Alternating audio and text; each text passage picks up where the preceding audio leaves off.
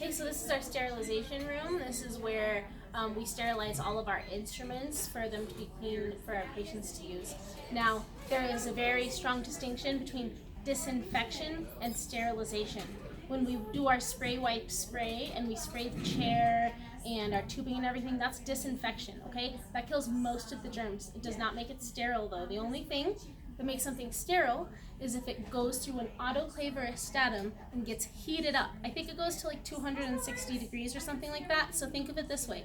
If you have not heated that item up above 260 degrees for 30 minutes, and it's not sterilized. So when it comes to our chair, we can't fit that into an autoclave, right? It's disinfected. When it comes to our instruments, we heat them up in the autoclave, it's sterilized. So when you're in the sterilization area, you always want to use all of your PPE. The dirty side of sterilization has everybody's germs on it, so you really want to make sure that you're not getting exposed to that. So we do our regular mask, glasses, and then gloves go last.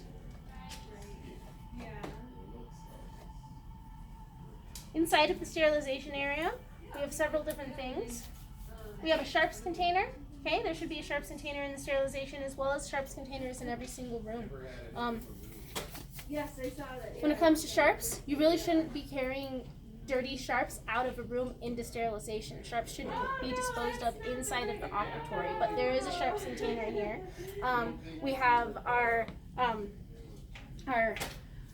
now I'm forgetting the word, hazardous waste. Our hazardous waste would be things like blood, gauze, teeth, anything that needs to be disposed of that is considered like body stuff. So anything when it comes to gauze, if you can squeeze it and it would drip, then it would go in hazardous waste. If you would squeeze it and it wouldn't drip, it would go into regular trash, okay? It's important that we don't put our regular trash into the hazardous waste because the hazardous waste is very expensive to dispose of, so we don't want to be disposing a bunch of regular trash in there. Now we have in sterilization, we have our dirty side of sterilization over here, okay? And we have our clean side of sterilization over here. The only way anything goes onto the clean side of sterilization is if it has been either wiped down or sterilized in one of these autoclaves. So if something gets set down over here and then you realize that you needed it, it can't just be picked up and put back. It has to go through one of the sterilizers. We have our ultrasonic cleaner here. Okay, this is to clean and shake debris off of instruments. Then it would go into be rinsed and scrubbed if it needs to into the sink. Then packaged over here at the packaging area, and then into the Statim or the autoclave. The Statim is smaller. It can fit smaller instruments, and it only takes about 15 minutes to sterilize. Hand pieces have to go in here as well as ultrasonic tips. Hand pieces and ultrasonic tips cannot go in the autoclave. So good, the water is low on here. So let's find some water. Do you see it? Oh, here we go. So if the water level is low, you take off the top. You need to make sure that you add the water, otherwise it won't sterilize properly. You'll get a fault.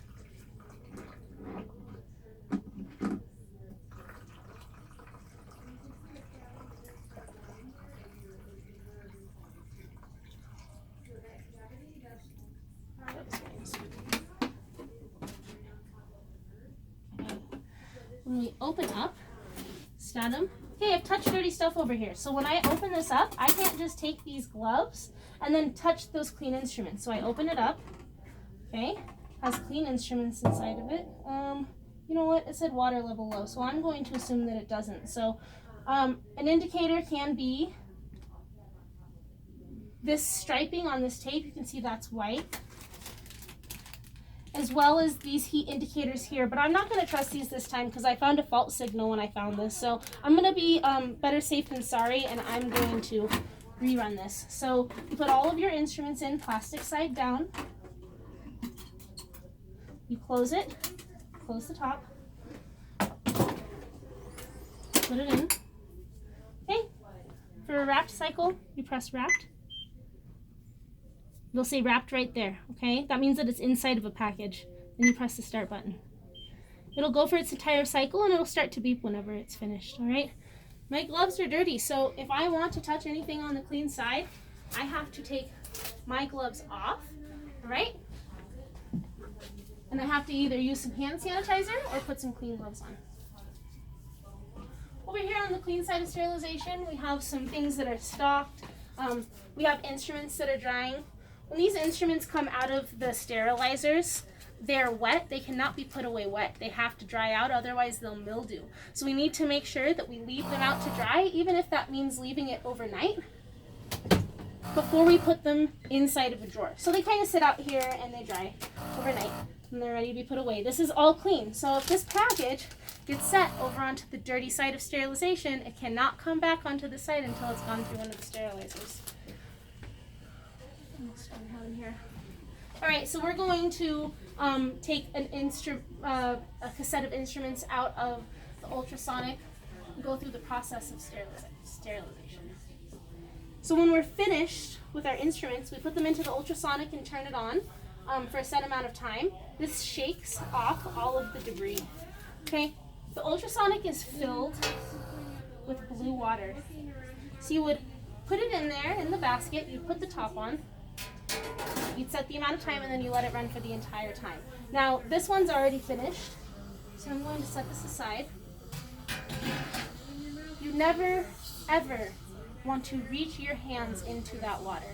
That water has the materials of every single patient that's been through this practice today, so we never reach our hands in there. Not only that, but there could be sharp instruments down inside of there that you won't be able to see. If you reach your hand down into there, you could slice your hand open, and then you have everybody's bacteria from the entire day inside of your wound. It's something that you really don't want to do, so you always use the basket no matter what.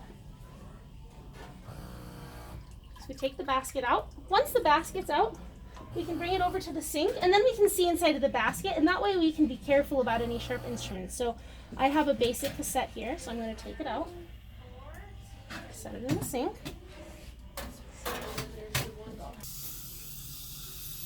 So once it's in the sink, if our instruments still have any debris on them that didn't get shaken off, we can take a scrubby brush and we can scrub that debris on. We want to make sure that the instruments have absolutely no debris on them before they go into the sterilizer, because that will bake it on. Anything that goes through the sterilizer that has any type of debris on it still is not considered sterile once it comes out. So if you open up a pack and you open up a cassette and you see that this has dried blood or a composite or anything on it, it has to be scrubbed off and re-sterilized before it's considered sterile again. So this doesn't have any debris on it. All right, we're going to close it all the way. Then we're going to rinse it off because we want to get those chemicals off of our cassettes. It can rust the instruments when it goes to the sterilizer if we're not careful to rinse it. Okay, now that it's rinsed, we're going to package it. This one gets wrapped. I think that that looks too small, doesn't it? Yeah.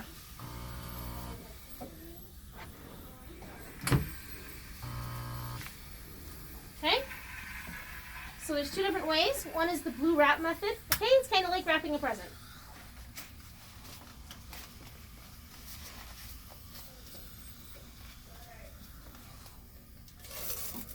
Okay, this is heat indicator tape.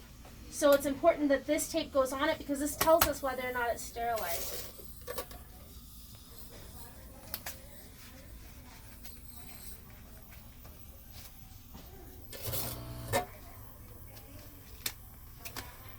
This is ready to go into the autoclave. Okay, another way of packaging things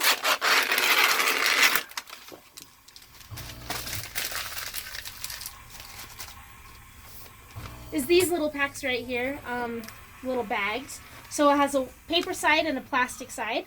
Up at the top where you see this blue line, this is where it opens right here. Okay, lots of people try and open it down here.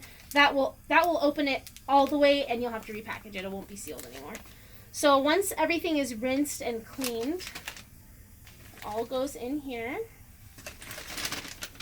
Okay, then you take the sticky off, and then it's important that you fold at the dotted line. You can't fold it down here. The OSHA doesn't consider that to be sterile once it's gone through. It has to be folded at the dotted line. This one, the chemical indicator is right here, or the heat indicator. This is pink right now, all right? Once it goes through, it'll turn brown, and it'll say steam indicator, heat indicator. All right. We're going to put some things through the autoclave. So I make sure that I take off my dirty gloves before I take anything out of the autoclave because the stuff is clean now. Make sure that my hands are clean.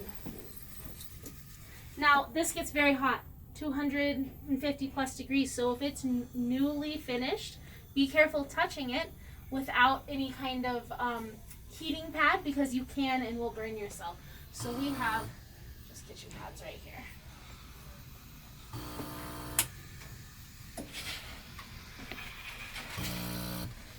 So I take it out. Okay, this stuff is cooled down enough that I can touch it. And then I set it over here to dry before I put it away on the clean side.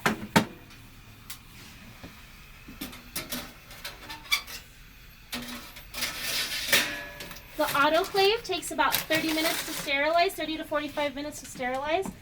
Hand pieces cannot go in the autoclave. It will wear them out. So we make sure that we let everything dry here.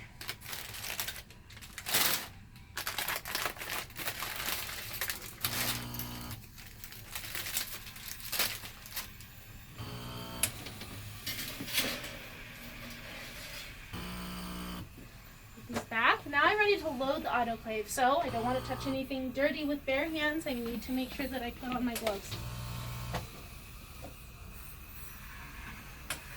Notice that I'm not touching any of the rest of my PPE here. I want to keep everything on, but I want to make sure that I'm not touching my mask and stuff with my clean hands because then they would be dirty. I wouldn't be able to touch the clean stuff with them. Come on in. This is a hand piece. This does not go in the autoclave, so you want to make sure to leave it out and wait for the Statim to be finished with its current round, and we put it in the next round. So all of this stuff can go in the sterilizer. This one is not used in too long. So you take this, okay? You want to make sure that you put it on like that.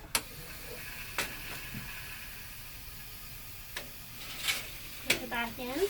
Okay, make sure that it's not hot enough that you're burning yourself. Take these plastics side down.